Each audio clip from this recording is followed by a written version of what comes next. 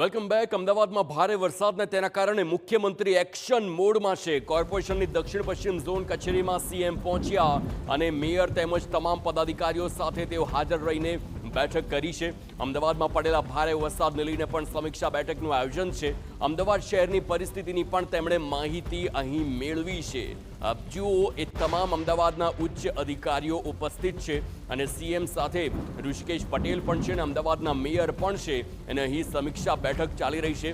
અલગ અલગ વિસ્તારોનો તાગ સીએમ ભૂપેન્દ્ર પટેલ ખુદ મેળવી રહ્યા છે અને કેટલી જલ્દી ત્યાં રેસ્ક્યુની વાત હોય કે પછી પાણીના નિકાલની વાત હોય, કેટલી જલ્દી પાણીનો નિકાલ થશે તેને લઈને હાલ ચર્ચા કરવામાં આવી રહી છે।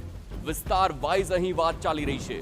પાણી ભરાવવાની સમસ્યાને લઈ સીએમએ પણ આકરા પાણીએ જોવા મળ્યા। એએમસીના અધિકારીઓ તેમજ પદાધિકારીઓને ખખડાવ્યા છે। તાત્કાલિક વરસાદી પાણીનો નિકાલ કરવા સૂચનાઓ આપવામાં આવી છે। પાણી નિકાલ બાદ લોકોને પ્રાથમિક સુવિધા મળી રહે તેવી પણ સૂચના આપી છે। બોપલની સોસાયટીમાં પાણી ભરાય ત્યાં સુધી મુખ્યપ્રધાન સ્થાનિકોને મળ્યા હતા, ત્યાં જઈને મળ્યા હતા તે વાત પણ સામે આવી છે।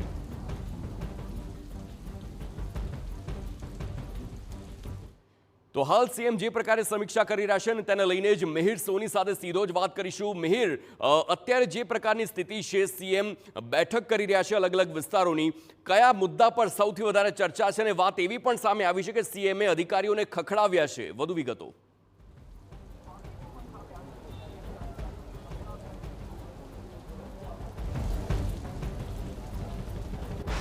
હાર્દિક, અમદાવાદમાં ગઈકાલે જે પડેલા ધોધમાર વરસાદને લઈને હવે મુખ્યમંત્રી છે તે એક્શન મોડમાં જોવા મળી રહ્યા છે। સીધા તે અહીં અમદાવાદના જે બોપલ અને ગુમા વિસ્તારમાં કે જ્યાં આગળ વરસાદી પાણી ખૂબ પાણી ભરાઈ ગયા હોય અને લોકો ત્યાં આગળ તકલીફ પડતી હોય તેવા તમામ સ્થાનિકોને મળી અને ત્યાં સ્થળે પહોંચી અને તમામ લોકો સાથે વાતચીત જે છે કરી હતી।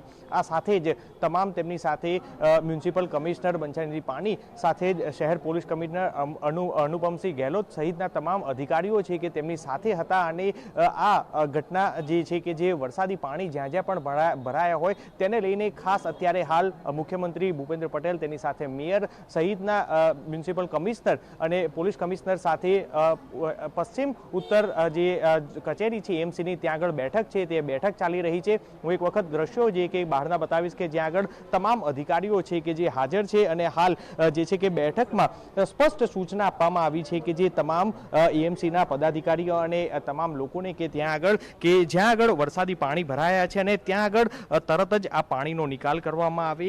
ત્યારબાદ પાણીના નિકાલ બાદ જ્યાં પણ ફરિયાદ હોય ત્યાં આગળ પાણીના નિકાલ પછી સીધી જ જે પ્રાથમિક સુવિધા છે કે જે લોકો ફસાયા હોય તે લોકોને ખાવા પીવાથી લઈ અને તમામ જે છે તરત જ મળી જાય તે રીતની વ્યવસ્થા છે તે ગોઠવવા માટેની સૂચના છે તે કરવામાં આવી છે। પરંતુ જે વરસાદ છે કે જે આ ધોધમાર વરસાદ વરસ્યો હતો અને તેમાં લોકોને જે તકલીફો પડી હતી કે જ્યાં પાણી ભરાઈ જવાની કયા વિસ્તારને તે સમગ્ર વિસ્તાર વાઇઝ અત્યારે હાલ મુખ્યમંત્રી ભૂપેન્દ્ર પટેલ છે તમામ વિસ્તારોનું સમીક્ષા છે તે કરી રહ્યા છે। સૌથી વધુ ક્યાં આગળ પાણી ભરાયા છે અને લોકો ક્યાં તકલીફ પડી છે તેને લઈને વિગતવાર છે કે જે ચર્ચા જે છે તમામ અધિકારીઓ સાથે કરી રહ્યા છે। આ સાથે તેમણે સ્પષ્ટ સૂચના આપી છે તમામ અધિકારીઓને કે તાત્કાલિક ધોરણે આ તમામ વરસાદી પાણીનો નિકાલ થઈ જાય અને ફરી જો વરસાદ આવે તો ત્યાં આગળ આ જ રીતનું કે જે પાણીનો નિકાલ કરવા માટેની અન્ય કઈ વૈકલ્પિક વ્યવસ્થા રાખવી તે બાબતને લઈને સૂચના છે તે આપવામાં આવી છે। પરંતુ મુખ્યમંત્રી ભૂપેન્દ્ર પટેલે હસતા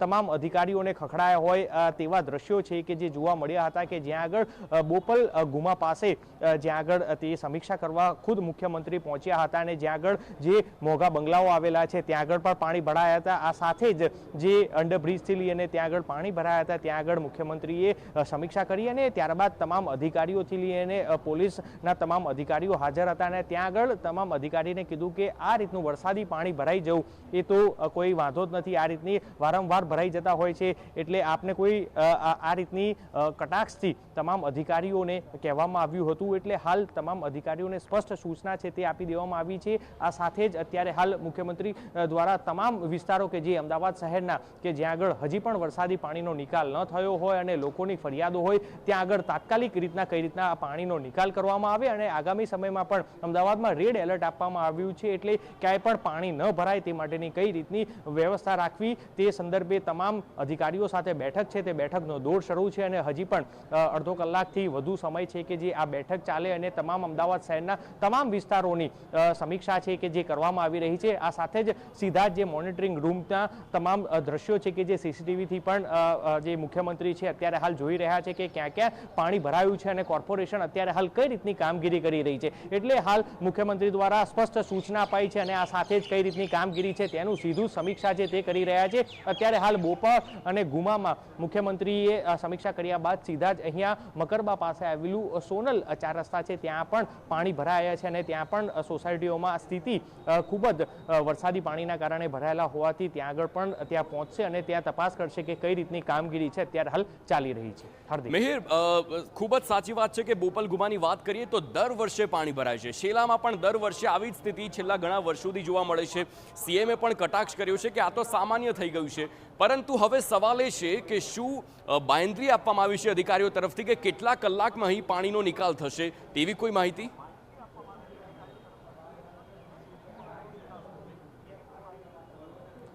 હાર્દિક, દર વર્ષે વરસાદ વરસતો હોય જેના સ્થિતિ છે તે જોવા મળતી હોય છે. અમદાવાદ શહેરમાં સામાન્ય વરસાદમાં પણ આ સ્થિતિ છે તે જોવા મળી રહી છે, પરંતુ બીજી બાજુ ગઈકાલે જે વરસાદ પડ્યો તે રેકોર્ડ બ્રેક વરસાદ વરસ્યાના હોવાના કારણે આ સ્થિતિ સર્જાઈ હોવાનું મનપાના અધિકારીઓ અને તમામ લોકો છે તે કહી રહ્યા છે. એટલે હાલ કહી શકાય છે કે જે આ રેકોર્ડ બ્રેક વરસાદના કારણે આ સ્થિતિ છે તે સર્જાય છે, પરંતુ દર વર્ષે જ્યારે પ્રી મોન્સૂન ચોમાસું આવે તે સમયે કરોડો રૂપિયા છે પ્રી મોન્સૂન પ્લાન પાછળ ખર્ચવામાં આવતા હોય છે અને ત્યારે કોઈ પણ રોડ અથવા તો સોસાયટીઓમાં પાણી નહીં જાય તે માટેની બાંયધરી છે તે દર વર્ષે આપવામાં આવતી હોય છે, પરંતુ જે વરસાદ આવતાની સાથે જ આ તમામ જે વાયદા હોય છે તે માત્ર ને માત્ર જે હોય છે તે જોવા નથી મળતા હોતા અને આ પ્રી મોન્સૂન પ્લાનની કામગીરી છે માત્ર કાગળ ઉપર જોવા મળતી હોય છે. એટલે આ વર્ષે પણ રેકોર્ડ બ્રેક વરસાદના કારણે અત્યારે હાલ આ સ્થિતિ છે તે જોવા મળી છે. સાથે જ મુખ્યમંત્રી દ્વારા પણ તે જ રીતના તમામ અધિકારીઓને સ્પષ્ટ સૂચન કરવામાં આવ્યું છે અને જે ખખડાવવામાં આવ્યા છે કે ફરી આ રીતનો વધુ વરસાદ આવે તો આ સ્થિતિ વધુ ન